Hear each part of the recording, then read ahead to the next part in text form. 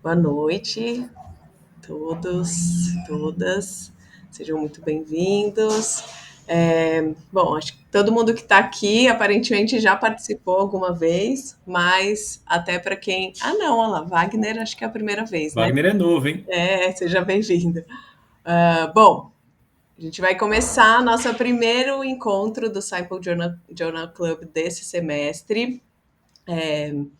O Saipon Journal Club é um projeto dentro do nosso grupo de pesquisa, tem um trabalho uma linha de pesquisa na área de epidemiologia, ciência da implementação e prevenção na área do esporte, da atividade física. E a ideia é que a gente se reúna semanalmente para trazer alguma discussão, estimular e disseminar a produção e consumo de ciência. Então, hoje a gente começa a falar sobre o tema natação e a gente vai começar com um artigo que traz uma revisão atualizada sobre epidemiologia das lesões na natação. E nosso moderador é o Luiz Augusto. E vamos lá, boa reunião. Fiquem muito à vontade para abrir os microfones, fazer pergunta, ou contribuir com alguma experiência, inclusive experiência, né, na clínica, para a gente fazer essa ponte da pesquisa com a clínica. E é isso aí, fiquem muito à vontade, tá? Vamos lá. Bom, vamos lá. Boa noite, pessoal. De volta, depois de 2 semanas de um preâmbulo, um pequeno preâmbulo nas nossas reuniões. E agora voltamos. Falando um pouquinho de natação, então nós temos, como a Ana falou, essa revisão atualizada, né, da epidemiologia das lesões na natação, que foi publicada em 2020. E é um artigo interessante, acho que tem algumas coisas legais para a gente discutir de método, de resultado também. Acho que dá para traçar algumas correlações aí com a parte clínica, para quem atende os pacientes no dia a dia. E vamos lá. Na introdução do artigo, né, os autores começam ali com uma introdução um pouco mais geral, como todo artigo na área de prevenção de lesões no esporte, né, falando um pouco dos benefícios que a modalidade traz à saúde. E eles trazem uma questão a mais da natação, que é a questão da acessibilidade, né, que eles colocam. Então, acho que quem já atendeu o paciente provavelmente já recebeu algum paciente que veio com a recomendação de realizar exercícios na água por ter baixo impacto, né? Então eles falam algo nesse sentido no começo da introdução. E aí, por ser um esporte acessível, e tem bastante gente exposta, né? Um esporte que é popular, dentre outras coisas por esse motivo, sempre que o atleta está lá exposto, ele pode sofrer uma lesão. E aí, na natação, pela natureza do esporte, né? A gente espera ali que haja uma predominância de lesões por sobrecarga, e eles colocam alguns fatores ali, né? Principalmente por a gente ter uma grande repetição de movimentos que são iguais, né? Então a gente tem uma natureza cíclica ali dos movimentos na natação, associada a um alto volume de treinamento. Então quem nada, né, alto desempenho, tem um tempo de exposição ali bem grande. E eles colocam até alguns dados interessantes ali, né? Que um nadador ali ele chega a nadar de 6 a 10 quilômetros por dia, de 5 a 7 vezes na semana, e muitas vezes tem até dobra de treino, né? É claro que isso depende da periodização, então do período de treinamento que o atleta está, se ele está num período mais de base, está chegando próximo de uma competição, que eles fazem aquela fase de polimento, né? Mas em geral, a depender da prova que você compete, você vai ter um alto volume ali de treino, né? E é por esse motivo a gente pode ter lesões por sobrecarga. Falando um pouquinho do perfil das lesões na natação que eles trazem na introdução, tem uma coisa que é meio contraditória nesse sentido, né? Porque se a gente pensar na natureza cíclica dos movimentos, né, principalmente os movimentos envolvendo o membro superior, eles colocam ali que a segunda e a terceira, ou talvez duas regiões que tem bastante lesão, é a coluna e o joelho, né? Não sei se alguém se surpreendeu com isso, ou se é isso mesmo, se vocês já estavam familiarizados com essa questão. Foi surpresa para alguém aí? Deixa eu falar aqui, aproveitar então. Vai lá, aproveita, jogador. Aproveitar, é a bola. A única parte que eu vou participar vai ser essa. É o seguinte, Eu já vi algumas lesões de joelho, de menisco, cara. E eu até me surpreendi quando chegou essa lesão. Eu até brinquei com o cara. Falei, que você fez? Foi nadando. Falei, pô, você pulou na piscina, tava sem água e deu um puta impacto no teu joelho e rebentou o joelho? Ele falou, não, cara. É por causa da... Como que é o nome que bota no pé? O Nadadeira? Pé de pato. Aí que ele falou? Vou falar para vocês o que ele me falou. Então é baseado na experiência do nadador. E ele falou que já viu isso em várias vezes. Pé de pato é grande, né? Tem uns menores e uns maiores. Eu nunca tinha visto os menores, só tinha visto os maiores. O cara coloca e aí ele tem que fazer uma rotação de joelho para um pé não bater no outro. E aí isso força somente a parte medial do joelho. Isso foi ele que me falou, tá? E aí ele falou de lesão no joelho relacionada a isso. Eu nunca tinha ouvido falar também. Foi a primeira vez que eu tive um contato com lesão de joelho na natação. Agora, eu não sei se tem realmente... Nunca li sobre isso, tá? Isso aí foi um relato que ele falou para mim. Não sei se já viram casos assim, se já ouviram pessoas falarem sobre isso, ou se tem algum outro tipo de lesão de joelho também, além dessa. Mas o que eu ouvi falar e apareceu para mim não foi uma nem duas vezes, foram mais vezes. Foram isso e todos relacionados ao pé de pato mesmo. A Marcela trouxe um ponto legal também. Essa do pé de pato é boa. Tem a questão do palmar também, que às vezes aparece nadador com dor no punho, ou mesmo tendinopatias de cotovelo. E aí o pessoal relaciona bastante com o palmar. Eu não tenho muita experiência atendendo nadador, mas o pessoal geralmente comenta esses pontos. E tem uma questão a mais que a Marcela colocou aí. Você quer falar, Marcela? Você colocou uma questão do nado de peito. Também não tenho muito assim a acrescentar. Também nunca atendi muitos nadadores, mas já peguei uma menina que nadava peito e aí entendi melhor como que era essa mecânica, o envolvimento diferente ali dos membros inferiores e que falou que nos nadadores assim que competem, que são mais focados, né, especialistas assim, né, direcionados para esse tipo de nado, tem mais esse acometimento assim, mas nada científico, só experiência mesmo também. Alguém leu a discussão desse paper? Agora eu peguei os caras pelo pé aqui, ó. Todo mundo foi até o resultado só. Eu perguntei porque na discussão eles comentam um pouquinho. E eu lembro quando eu estava na residência que a gente atendia nadador, o pessoal falava bastante do pessoal que nada peito realmente não é que é comum, mas que acontece relativamente um certo número de nadadores que são especialistas em peito de esses casos de ter queixa de dor medial no joelho por conta do movimento que eles fazem de impulsão, que geralmente é com o quadril em rotação externa, né? E aí cai na mesma questão do pé de pato que o Gustavo comentou. E aí lá na discussão eles falam um pouquinho disso, eles chamam esse movimento de kick do pé. Depois vocês dão uma olhada lá.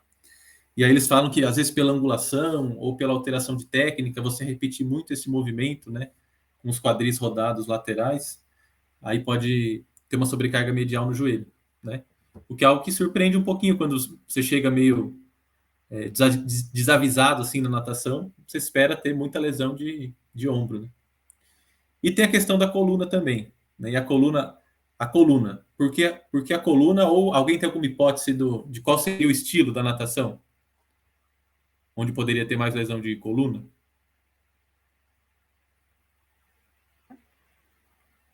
Qual? Nada borboleta, golfinho, Borboleta. detona totalmente a coluna. Eles até comentam, né? E os autores depois eles falam um pouquinho lá também, que costas também, que em geral, assim, todos os estilos eles exigem que você fique, né, alinhado numa posição mais de extensão do tronco, principalmente no dado borboleta, né, pelo movimento. E aí essa hiperextensão de forma repetida poderia levar às lesões por sobrecarga na coluna. Aí o ombro eu acho que fica um pouquinho mais tranquilo de entender, né? Você fica repetindo um monte de movimento e às vezes isso pode gerar uma sobrecarga ali no atleta, às vezes por um desbalanço entre capacidade, demanda, os volumes de treino, e aí por aí vai. Bom, para a gente avançar um pouquinho no estudo, né, na introdução, tem uma coisa legal que os autores falam aqui, que é o seguinte: eles trazem esses dados baseados em 2 revisões que já foram publicadas. E as 2 revisões foram publicadas no mesmo ano, que foi o ano de 2012, né? Aí eles comentam um pouquinho essa questão do perfil das lesões em relação às regiões corporais, e eles falam o seguinte, que o grande problema é que cada estudo usa uma metodologia diferente para registrar as lesões. E aí isso às vezes inviabiliza você comparar um estudo com o outro, né? E aí você não chega a consenso nenhum de qual seria o perfil das lesões na natação, tanto em termos de incidência como de prevalência, quais são as regiões corporais ou os tipos, né, mais comuns. E aí eles falam um pouquinho que essa falta de consenso prejudica o campo como um todo, porque se a gente pensar em como a gente vai prevenir as lesões no esporte, para a gente chegar numa intervenção, né, a gente viu lá no livro, no semestre anterior, que a gente tem que seguir alguns passos, né, pelo modelo. Então a gente precisa entender quais são as principais lesões, o que a gente vai querer prevenir. E se a gente não consegue entender direito essas lesões, não tem como avançar, né? E aí eles comentam que, ao contrário do que aconteceu em outras modalidades, na natação, até o ano de 2016, não tinha consenso sobre como registrar as lesões. Só em 2016 que a Federação Internacional de Natação propôs ali um consenso sobre como registrar essas lesões na modalidade, né? E aí, justamente nesse sentido que essa revisão vem. Os autores colocam, né, como objetivo fazer uma atualização de incidência, de prevalência e verificar se os estudos que estão sendo publicados, né, depois dessa data aí, estão seguindo de fato as recomendações desse consenso, quando a gente fala dos métodos. Beleza? Tudo bem? Algum comentário aí, pessoal, até agora? Então tá bom. Então aí eles fazem essa atualização, né? E eles colocam ali como objetivo, vou traduzir aqui, conduzir uma revisão sistemática para atualizar a evidência acerca da prevalência e incidência das lesões na natação, incluindo a descrição da localização, tipo e mecanismo, e verificar se as recomendações publicadas pelos documentos, né, estão sendo seguidas pelos estudos. E aí a gente vai para o método. No método, a gente já discutiu várias revisões aqui, a gente sempre bate algumas teclas do método. O pessoal que já está há mais tempo aí nas reuniões, alguém gostaria de comentar algum ponto do método que chamou a atenção?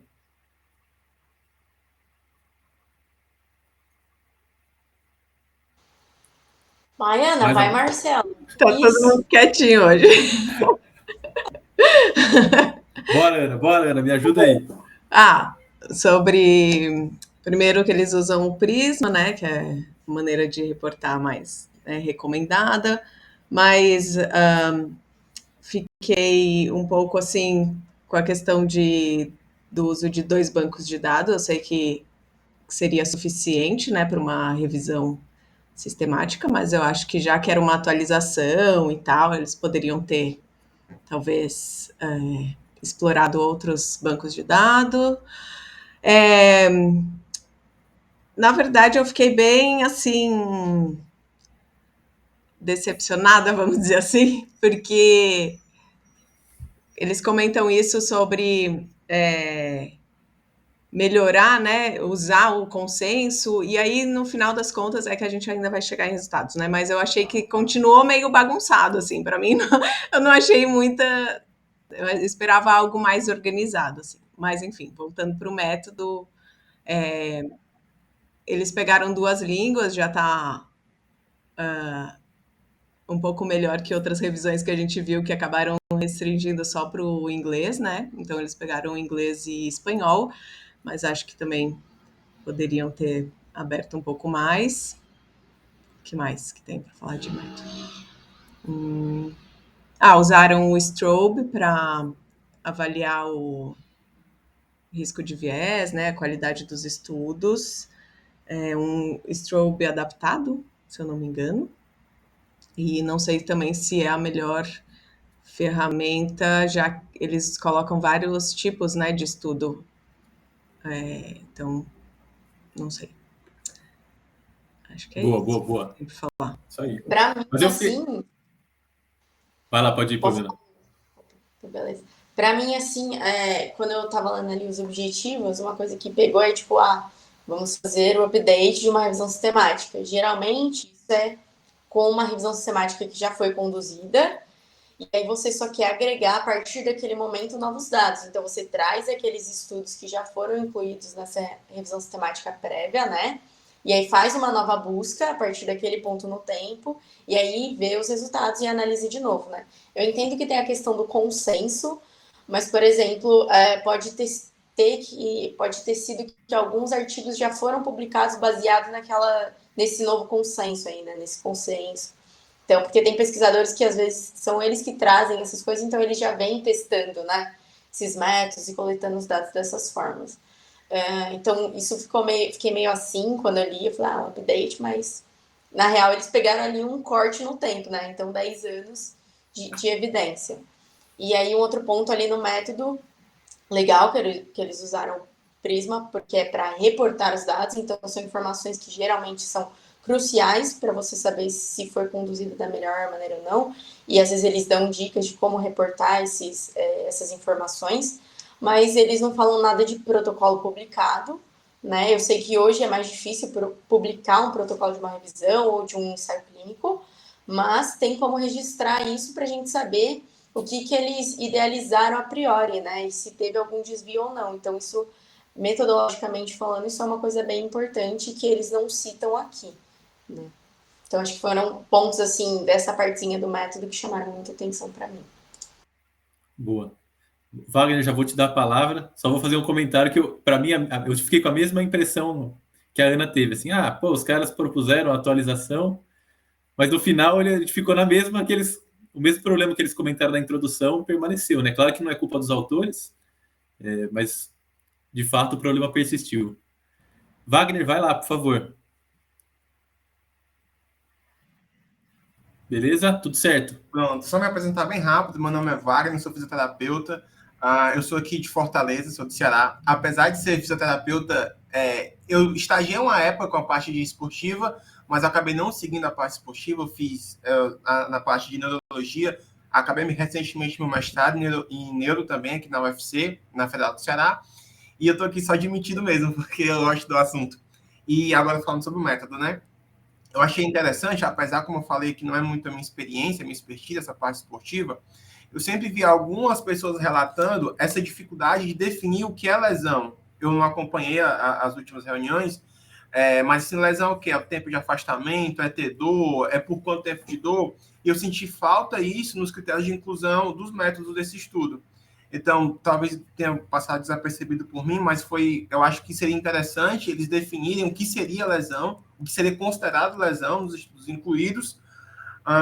E outra coisa também que eu senti um pouco de falta foi sobre o desenho de estudo. Já que ele fala, se eu não me engano, de prevalência e incidência, geralmente são estudos transversais de corte, eles falaram só que incluíram estudos observacionais e seguiram o STOB. Eu não sei, eu posso estar enganado, mas o STOB ele não vai ver esse risco de viés. Eles consideraram o STOB como instrumento de risco de viés.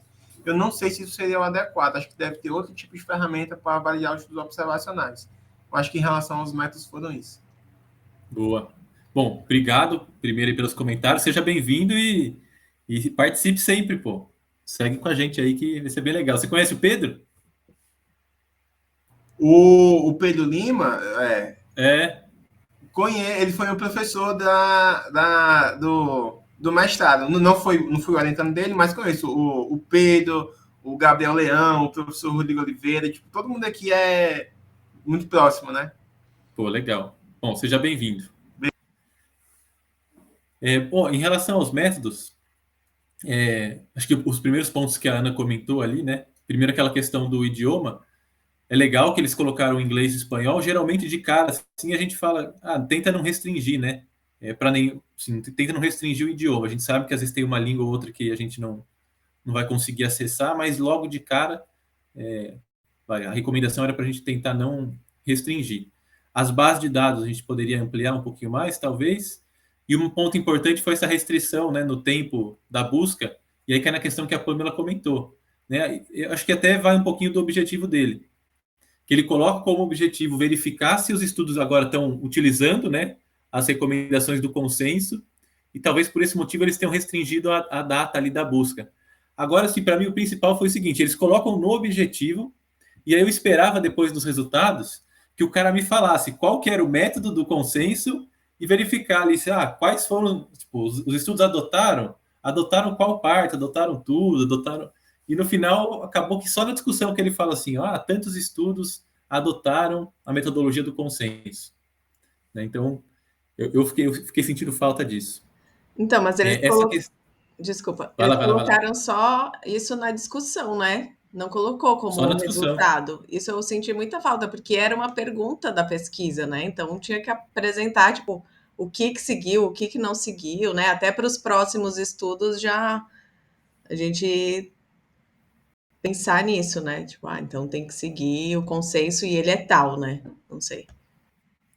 Eu achei a proposta super legal, né? Por isso eu até estava esperando. E assim, talvez para outros esportes seja legal. E para quem está pensando em conduzir projeto, né, pesquisa, é uma ideia interessante. Pegar os consensos e ver se de fato, nas modalidades em específico, assim, quantos estudos estão seguindo, né? Estão seguindo exatamente, estão seguindo parte dos consensos. Acho que é uma ideia legal. 2 pontos que vocês comentaram também, acho que o Wagner comentou primeiro essa questão da definição de lesão. De fato, né, na área de prevenção de lesões no esporte, essa é uma questão muito importante, porque a depender da definição de lesão que você adota, acaba que a taxa de lesões reportada ali vai variar também, né? Se é uma definição mais abrangente ou menos abrangente. Nesse caso, como ele estava pegando todos os estudos, ele acabou não especificando, eu acho, pela definição de lesão, ele poderia ter colocado só do consenso, talvez, mas acho que ele ficou com receio de perder os estudos que não utilizavam uma definição específica que ele poderia ter colocado no critério de inclusão. E essa questão da ferramenta do risco de viés, o que eu entendi que eles fizeram foi o seguinte: eles pegaram o Strobe, e aí o Strobe é um guia, na verdade, para você conduzir como você vai reportar, né, os resultados do estudo ali, né? Quais são os itens. E aí eles pegaram alguns itens do Strobe e construíram uma escala para avaliar o risco de viés baseado em alguns desses itens do Strobe. E aí ficou uma escala que, se eu não me engano, tem 11 itens. Acho que é 11 itens, acho. E aí foi isso que eles fizeram. Tinha alguma coisa mais que eu ia comentar, mas eu não vou lembrar agora. Então, se eu lembrar depois, eu comento. Mas essa questão do Strobe realmente... lembrei o que eu ia falar. Eles pegaram essa escala porque ela já foi usada num estudo anterior, que eles até referenciam. Então, eles pegam o Strobe, construíram uma escala, e aí agora, nessa revisão, eles aplicaram de novo essa escala. Depois, confere aí depois se tem realmente essa referência, mas o que eu me lembro é isso. Bom, em relação à triagem dos estudos, né, eles fizeram o que é feito de forma padrão nas revisões, então tinha 2 revisores ali, triaram por título e resumo, depois fizeram a triagem pela leitura do texto completo, né, verificaram a lista de referência dos estudos e resolveram as discrepâncias ali com um terceiro avaliador. Talvez um último ponto importante, já que a gente falou do risco de viés, são os critérios de inclusão. E aí o mais importante deles, quando a gente pensa em usar esses resultados depois, é que eles incluíram apenas amostras de nadadores adultos e que estavam competindo em alto rendimento, né? Então, talvez se você trabalhe com nadadores amadores ou infanto-juvenis ali, que não são adultos, né? Talvez esses resultados encontrados aqui eles não possam ser extrapolados, ou eventualmente, se você lê algum estudo, talvez tenha uma diferença ou outra por conta do perfil dos atletas que foram incluídos aqui na revisão. Deixa eu ver. E eles fazem uma descrição depois. Isso prejudica a validade externa. Então, como você vai extrapolar depois os resultados, né? Um último ponto aqui legal que eles fizeram, que não é tão comum, né? Eles fizeram o formulário de extração de dados para ver quais eram os dados que eles iam extrair de cada estudo. E aí eles fizeram uma confiabilidade interexaminador dessa extração de dados para os itens, né, tanto quanti quanto qualitativos. Ali eles reportaram o ICC e o coeficiente kappa ali da extração de dados, que eu achei algo interessante, que não é tão comum de a gente ver nos estudos. Alguma coisa mais de método que vocês lembrem aí? Não? Então vamos para os resultados. Então, depois de fazer todo aquele processo, né, de rodar as estratégias de busca, pegar todos os resultados, né, eles removeram as duplicatas, aí fizeram triagem por título e resumo, triagem da leitura dos textos completos, né, e depois disso eles incluíram pegaram os estudos da leitura das referências e chegaram a um número final de estudos ali, que nesse caso foi 14. Eles partiram de 823 e ficaram só com 14 estudos que foram incluídos na síntese final, né? Aí eles fazem uma descrição interessante aqui de onde eram as populações, né, as amostras de nadadores, né, em termos de países. Então, dos 14 estudos, 3 tinham os nadadores dos Estados Unidos, 2 estudos do Japão, 1 do Brasil, 1 da Finlândia, 1 da Dinamarca, e aí tem 4 que foram conduzidos em campeonatos mundiais, ou seja, tinha atletas ali de múltiplos países, e 2 nos Jogos Olímpicos, então também tinha atletas aí do mundo todo, beleza? No total, deu mais de 6 mil atletas, né, dados de mais de 6 mil atletas incluídos, e 13 dos 14 incluíram dados de atletas do sexo masculino e do sexo feminino, né? E apenas um deles ali tinha só atletas do sexo feminino incluídas. A grande maioria dos estudos reportou só a localização das lesões, né? E 8 dos 14 também forneceram dados sobre tipo de lesão, e um estudo foi específico de lesão de coluna. Se a gente pegar a avaliação do risco de viés, a maioria dos estudos ali foi avaliado como baixo risco de viés, como uma pontuação igual ou superior a 7, que foi o critério que eles adotaram, né, para os estudos, mas eles chamam atenção, porque alguns estudos ali tinham algumas limitações, como, por exemplo, não falar dar dados do follow-up, não falar quantos atletas tinham dados faltantes, e 5 dos estudos eram retrospectivos, então eles colocaram isso como algumas limitações ali. Beleza? E aí, em termos de incidência, foi a festa do caqui aqui, né? Cada estudo reporta de um jeito, e aí a gente pode traçar um pouquinho o paralelo do que a gente discutiu lá nos capítulos de livro, né? Das maneiras de você reportar ali os dados de incidência. Então, aqui, eles sempre reportaram no formato de taxa, então eu faço um controle ali por alguma coisa, né, no denominador da conta. Alguns estudos utilizaram horas de exposição, então normalizaram ali para cada 1.000 ou 10.000 horas. Alguns estudos calcularam o número real de exposições absolutas, e alguns estudos reportaram o número de lesões para cada um certo número de atletas, né, para cada 1.000 atletas, por exemplo. E aí fica até difícil você comparar, né? Mesmo os dados que eles apresentam ali, às vezes um é um pouco maior, um é um pouco menor, mas muda o denominador, então você não sabe de fato o que representa aquelas medidas.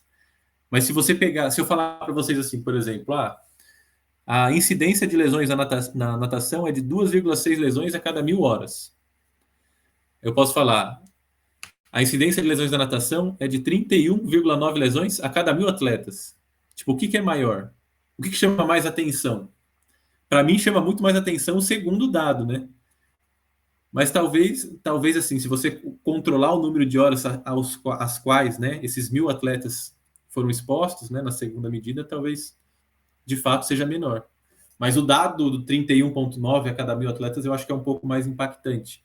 E aí cai naquilo que a Ana comentou, a gente ficou na mesma. Porque as taxas aqui tá uma bagunça, cada um reporta de um jeito, né?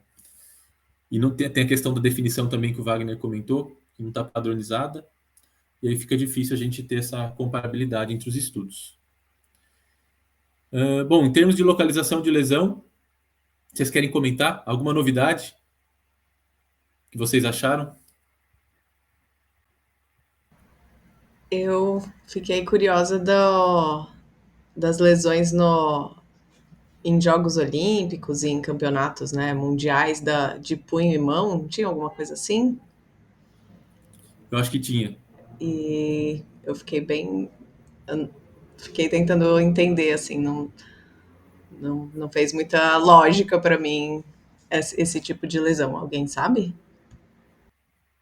Eu também me surpreendi, tanto com a lesão de punho e mão, como também com as lesões de tornozelo e pé, né? E aí, a hora que o Yuki comentou a questão do pé de pato, fez até mais sentido para mim a lesão de tornozelo e pé, de repente, né? De você estar usando o pé de pato.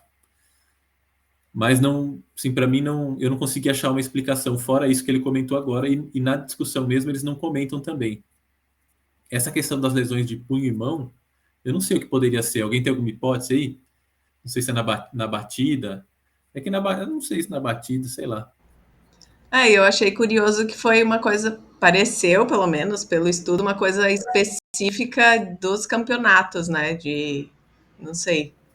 Da Pelo menos o competição, jeito né? que eles reportaram deu essa impressão, que é uma coisa que acontece ali, não sei porquê. Vai, Má. Então a gente poderia pensar naquela questão do palmar, se fosse em treinamento, né? Mas na competição, não sei, não fez muito sentido para mim. Vai lá, Marcela. Eu tenho hipóteses da minha cabeça.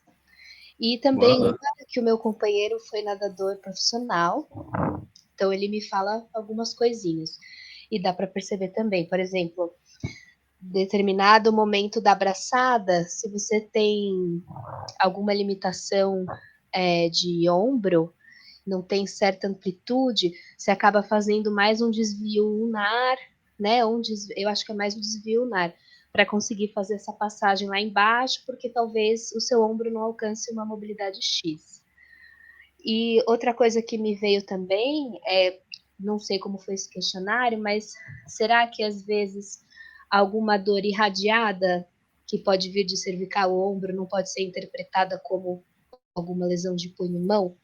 Também fiquei nessa possibilidade aí, mas Boa, pode ser. Até porque, assim, uma coisa que eles colocaram de limitação é que a grande maioria dos estudos ali é tudo autorrelato, né, do atleta. E às vezes o cara não. Talvez ele não entenda muito, né? Será que a fonte, sei lá, pode ser alguma dor irradiada da coluna cervical? Vai lá, Wagner. Opa, outra coisa que me surgiu agora no comentário da Ana Paula e de outro colega também, outra colega, enfim, que fez o comentário sobre a lesão. Um falou que foi nos Jogos Olímpicos, aí não sabe se foi no treinamento, e isso me surgiu agora. Isso deveria ser relatado nos estudos, não só nos estudos individuais, mas também na revisão sistemática, como foi essa coleta. Se foi em campeonato ou se foi também na parte de treinamento. Porque em campeonato, como nos Jogos Olímpicos, você tem muita pesquisa científica, então isso é muito coletado. Só que na Olimpíada, por exemplo, a questão do pé de pato, não é utilizado o pé de pato na Olimpíada. Então, assim, não tem, teoricamente, esse mecanismo de lesão na época das Olimpíadas. Então, será que os estudos também coletaram isso em época de treinamento? Porque em época de treinamento, eu imagino mais lesão de repetição, sabe? Então, isso foi um ponto que me surgiu agora e que eu acho que seria interessante, né, ser relatado. Com certeza. E até uma questão que depois eu fiquei pensando assim, o resumo final, depois a gente volta para trás, vamos pular lá para frente. O resumo final da revisão é que, de fato, as recomendações do consenso não foram seguidas. Beleza, mas será que essas informações do consenso estão chegando em quem poderia coletar os dados? Porque talvez tem muito fisioterapeuta que eu sei, que eu conheço, que é clínico, que o cara não faz pesquisa, mas ele mantém uma coleta de dados ali na equipe que ele trabalha, e ele tem um pezinho na ciência, então ele quer publicar esses dados. Mas será que esse cara ele está, sei lá, atualizado ou teve acesso, de repente, a essa metodologia padronizada? Que quem está conduzindo pesquisa no dia a dia está a par disso, né? Talvez a gente que está, sei lá, no programa de pós-graduação, mais próximo, assim, a gente poderia criar estratégias para divulgar um pouco mais isso, né? Enfim, deu a lógica aqui. A maioria dos estudos reportou, independentemente se é homem, se é mulher, a região mais acometida, né, foi o ombro mesmo. Aí alguns estudos colocam ombro, outros colocam ombro barra clavícula, né? Então vejam que não tem nenhuma padronização de como você coleta as regiões corporais. E aí o Kena comentou, nos campeonatos mundiais, nas Olimpíadas, aparecem as lesões de punho e mão, né, as lesões também de joelho e tornozelo aparecem, né, nos membros inferiores. E apesar do ombro ser o mais comum, aí depois a segunda e a terceira região mais comum pode ter uma variação ali a depender do sexo, eles colocam, né?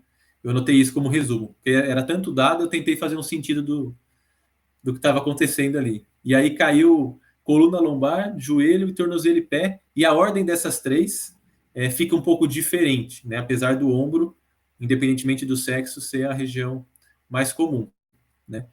E a gente discutiu essa questão da lombar e do joelho, e aí o tornozelo e pé, para mim só fez sentido depois que o Yuki falou. Não sei se talvez algum tipo de impulsão na virada, se eles usam muito, ou na saída. Aí Marcelo pode contar para a gente depois. Então, em relação à região corporal, foi isso. Em relação ao tipo de lesão, né, a grande maioria dos estudos coloca ali os estiramentos / tendinopatias como um tipo de lesão mais comum. Mas tem um problema porque, mais uma vez, as classificações elas são um pouco diferentes. Então, tem artigos que juntam contusão com entorse, que ele coloca, né? Ou com estiramento, juntar estiramento com entorse. Tem estudo que reporta separado, que é estiramento, que é entorse. Tendinopatia separado, ou tendinopatia em associação com os estiramentos, né? Então, vejam que é um monte de dado, cada um fala de um jeito e a gente fica meio perdido e tem que tentar organizar, né? Se a gente pensar ali no ombro, lesões por sobrecarga, muito provavelmente o que vai acontecer com maior frequência são as tendinopatias, né? Que são bem comuns nesses atletas. E depois as queixas secundárias de coluna lombar, e aí talvez a gente não, eu não sei se a gente poderia colocar um diagnóstico estrutural, muitas vezes, né, que tem um estudo que coloca ali, os atletas tinham protusão L4, L5, protusão L5, S1. Talvez seja só uma dor lombar inespecífica ali, por conta da sobrecarga, de repetir muito movimento, e que talvez não tenha tanta associação com essa alteração estrutural que um dos estudos colocou. Acho que é isso. Em relação ao mecanismo, né? Então, a maioria dos estudos aqui, só um que encontrou, na verdade, 2 encontraram dados diferentes. A predominância é de lesões por sobrecarga, e 2 estudos encontraram que em homens as lesões traumáticas eram mais comuns do que as lesões por sobrecarga, né? Que foi algo que para mim também não fez muito sentido, talvez por conta da definição de lesão possa ter aparecido isso. Aí teria que pegar os estudos individuais e verificar ali. De repente, se o cara só considera a lesão alguma queixa que resultou em consulta com um profissional ou que levou a afastamento, aí fica mais sensível para captar aquelas lesões um pouco mais graves e talvez as traumáticas apareçam mais frequentemente do que as lesões por sobrecarga. Não sei. Mas eu pensei dessa forma. Algum comentário a mais? Não? Gravidade de lesão. Só um estudo falou de gravidade, né? E aí o critério utilizado para classificar as lesões por gravidade foi o tempo, acho, de duração, né, da queixa. E eles dividiram ali duração menor que 1 semana, duração entre 1 e 3 semanas e duração maior do que 3 semanas. E a grande maioria das lesões, né, 63,5% delas, teve duração menor do que 1 semana. Então são queixas, às vezes, pontuais, né, ao passo que apenas 11% duraram mais do que 3 semanas, tanto para os homens como também para as mulheres. E aí tem um último estudo interessante, que aí eles fazem a categorização ali das lesões pelo estilo de nado, né, que foi algo interessante. Os atletas que nadavam medley, né, que são aquelas provas que o atleta acaba passando pelos 4 estilos, eles tinham mais queixa do que os atletas que nadavam os outros estilos, né? Então teve uma variação, se a gente considerar a ordem ali para homens e para mulheres, mas o medley sempre foi o estilo que teve mais queixa associada, né? E aí para homens a ordem ficou medley em primeiro, seguido pelo borboleta, livre, costas e peito. E para as mulheres, medley, costas, borboleta, peito e livre por último, né? Então tem uma pequena variação, mas o medley foi onde aconteceu o maior número de queixas, e faz um pouco sentido, porque talvez o cara que nade medley, ele tenha que treinar mais, porque ele tem que passar pelos 4 estilos. Não sei, né? Mas é isso que ficou na minha cabeça. É claro que é um estudo só, não dá para a gente cravar, né, que sempre quem nada medley está em maior risco para ter queixa, mas eu acho que é um dado legal, assim, né, de ter essa categorização pelo estilo de nado. O Hugo o Hugo fez um comentário aqui no chat, é isso? Vamos lá.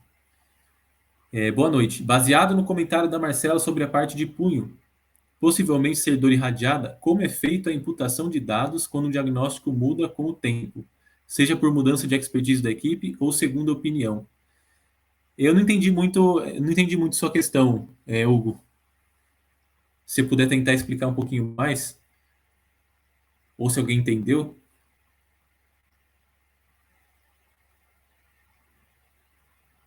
Por exemplo, se o cara falou que era dor irradiada e na verdade não é. Você teve um ganho de informação que fez você mudar a classificação daquela lesão. É isso? Boa. Nesse caso, eu nem sei se seria imputação de dados, né? Porque imputação é um método que o pessoal usa geralmente quando o dado tá faltante. Nesse caso, se você teve um ganho de informação a mais, talvez o que você poderia fazer é só fazer alteração no banco de dados e revisar a análise, né? Se isso acontecer por um número significativo de atletas. Uma coisa legal que às vezes o pessoal faz em estudo de validação de sistema de monitoramento é o seguinte: eles têm um método de monitoramento baseado em autorrelato.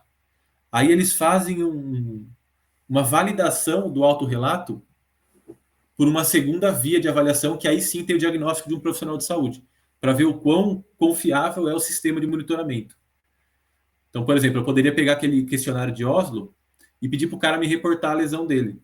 E depois que ele reportar, eu mando ele para uma sala lá, o médico vai avaliar ele, ou o físico vai avaliar ele e ver se de fato está batendo o que ele reporta.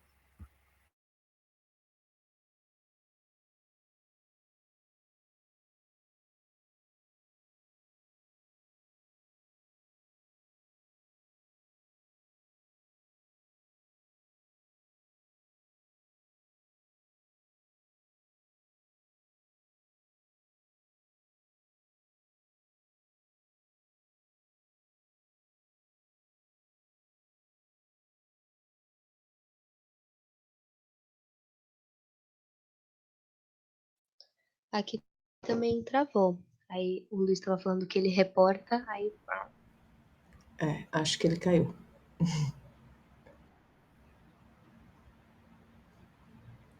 mas eu fiquei pensando, eu nunca tinha parado para pensar nisso, assim, nessas questões para a pessoa relatar onde ela já machucou, onde ela sente dor, como se fazer para eliminar esse viés de dores irradiadas, até quem tem dor no joelho e vem de uma radiação lombar, enfim, nunca tinha parado para pensar nisso, qual que é a maneira de você poder, né, enfim, ter mais certeza sobre isso.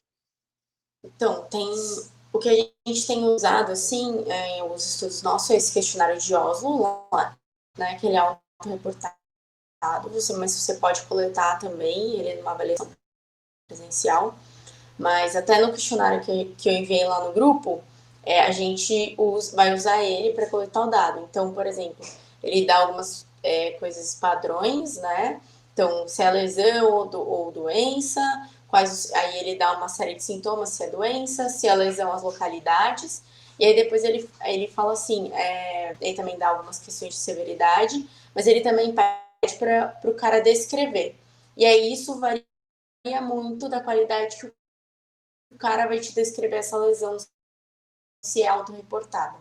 Depois que a gente faz final, ou pode ser, por exemplo, se é um corte longo, você pode pegar a cada mês e ir classificando as respostas. E aí tem um sistema que chama OSICS, que é para você reportar. É como se fosse um CID, tá? Então, para lesões no geral. Então, você pega, ele te dá algumas inscrições. Então, você vai olhar para onde ele te reportou, qual o local, e vai ler o relato dele.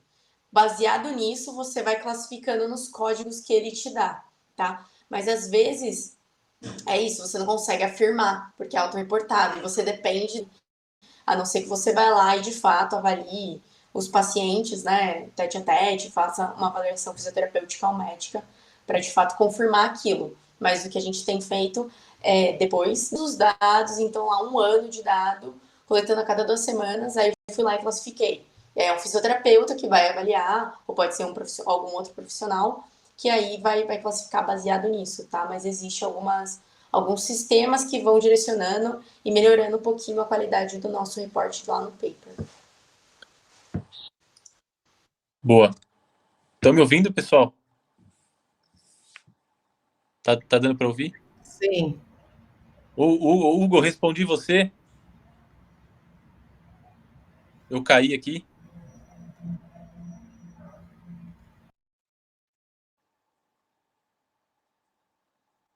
Parei na metade. Eu estava falando só dessa questão, às vezes, de você fazer uma validação do método, né, do sistema de monitoramento. Mas eu não chamaria isso de imputação. Não sei se alguém tem alguma opinião diferente. Depois a Harumi pode até comentar um pouquinho.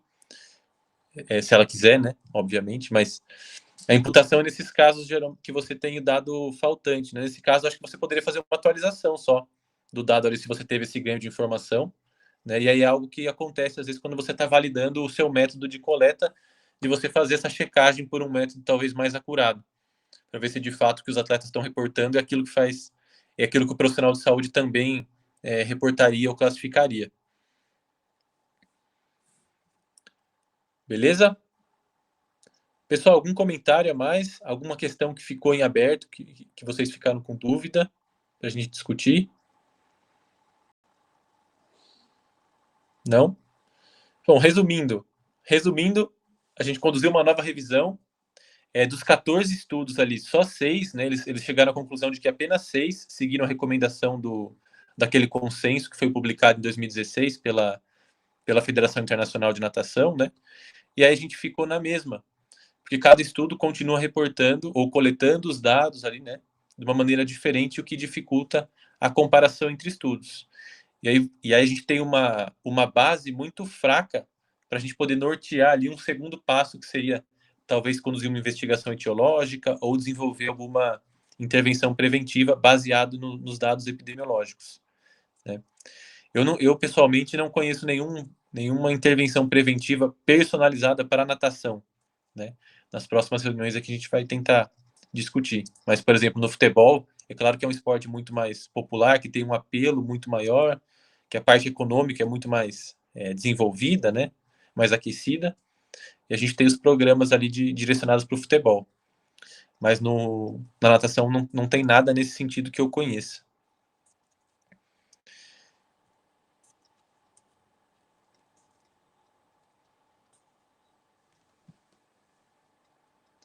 A Ana fez um comentário, Ana. Desses 14, poucos foram conduzidos após 2016, né? Para mim, essa pergunta de pesquisa deles realmente foi meio forçada. Eu acho assim, a proposta eu acho que foi boa, né, mas eu esperava um pouquinho mais da parte dos resultados ali, que eles pelo menos descrevessem qual foi o método do consenso e explorassem um pouco mais isso na hora de fazer a descrição dos estudos. Beleza?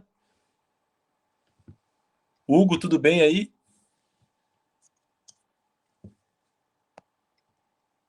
Beleza. Ficou assim, a gente pode discutir, ter algum outro ponto de vista, mas eu acho que o que eu coloquei é da maneira que eu vejo. Não sei se você tem alguma opinião diferente ou alguma coisa a mais que você queira colocar para a gente discutir.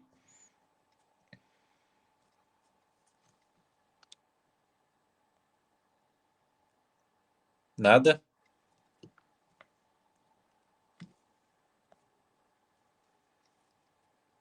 Se o primeiro dado excluído é utilizado, eu acho que aí seria uma opção, mas eu acho que você teria aí você teria o dado duplo, né, de um mesmo atleta. E se você está se referindo a uma mesma lesão desse atleta e categorizando ela de duas vezes, seria meio que uma duplicata, né? Eu acho que eu não iria por esse caminho, não. Eu só atualizaria e ali eu ia refazer a análise, né? Aí poderia ser uma análise só descritiva, que talvez fosse mudar algum dado. Se for um dado muito pontual, vai mudar muito pouco o resultado da análise. Mas se você revisar os dados para muitos atletas, né, aí talvez tenha um impacto maior no seu resultado final na interpretação. Aí, se você for usar esse dado também para algum modelo, aí pode ser um modelo que está querendo fazer alguma inferência, aí também tem o problema se você estiver especificando um desfecho diferente, né? De repente, aquela lesão foi classificada como uma entorse e, na verdade, era, sei lá, uma luxação. E aí você está fazendo um modelo para ver fatores de risco para luxação. Então, teve um evento a mais que você vai incluir ali na sua análise depois. Que ele travou de novo. Travou para vocês também? Sim. Tem dias que a internet não está colaborando. Colabora, né? Bom, É isso. É isso, foi para fechar. Eu não iria por esse caminho, Hugo. Era só isso. Boa. Pessoal, alguma coisa a mais?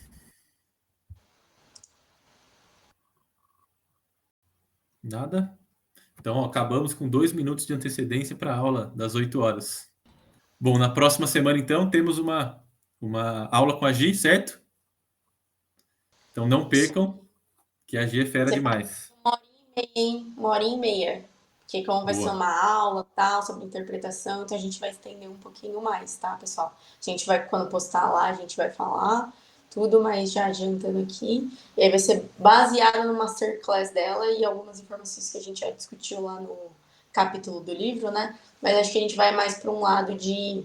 Ela vai fazer aula, não sei, mas acho que a gente vai mais para um lado de interpretação desses dados, tá? De custos.